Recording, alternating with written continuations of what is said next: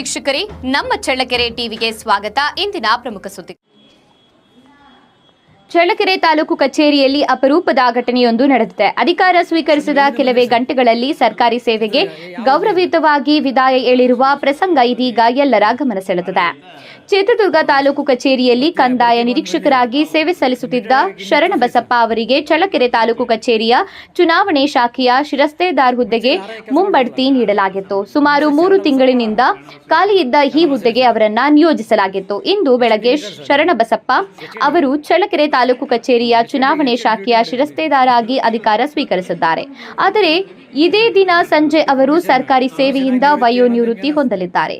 ಬಡ್ತಿ ಪಡೆದ ದಿನವೇ ಅಥವಾ ಅಧಿಕಾರ ಸ್ವೀಕರಿಸಿದ ಕೆಲವೇ ಗಂಟೆಗಳಲ್ಲಿ ನಿವೃತ್ತಿ ಹೊಂದುವುದು ಸರ್ಕಾರಿ ಸೇವೆಯಲ್ಲಿ ಅಪರೂಪದ ಬೆಳವಣಿಗೆಯಾಗಿದ್ದು, ಈ ಘಟನೆ ತಾಲೂಕು ಕಚೇರಿ ಸಿಬ್ಬಂದಿ ಹಾಗೂ ಸಾರ್ವಜನಿಕರ ನಡುವೆ ಚರ್ಚೆಗೆ ಕಾರಣವಾಗಿದೆ.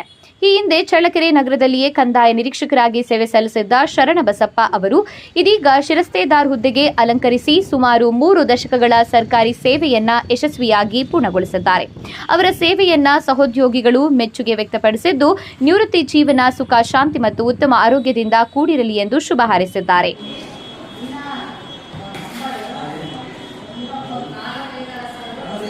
ಸರ್, ನೀವು ಎಲ್ಲಿಂದ ಬಂದಿರಿ ಸರ್? ಚಿತ್ರದುರ್ಗ. ಯಾವ ಹುದ್ದೆಯಿಂದ? ರಾಕೇಶ್ ವೀಕ್ಷಕರ ಹೆಚ್ಚುವರಿ ಆರ್ಐಯಿಂದ ಚುನಾವಣೆ ಸಿಗಿಸ್ತಾರೆ. ಬಡ್ತಿ ಬಂದಿರಾ? ಹೌದು, ಬಡ್ತಿ ಮೇಲೆ. ನಿಮ್ಮ ರಿಟೈರ್ಡ್ ಆಗಕ್ಕೆ ಇನ್ನೆಷ್ಟು ವರ್ಷ ಐತೆ ಸರ್? ಇವತ್ತೇ ರಿಟೈರ್ಡ್. ಮುಂಚೆ ಇಲ್ಲಿ ಆರ್ಐ ಕೆಲಸ ಮಾಡಿದ್ರಲ್ಲ? ಇಲ್ಲಿ ಆರ್ಐ ಕೆಲಸ ಮಾಡಿದ್ದೀನಿ. ನಿಮ್ಮ ಹೆಸರು ಶರಣಬಸಪ್ಪ?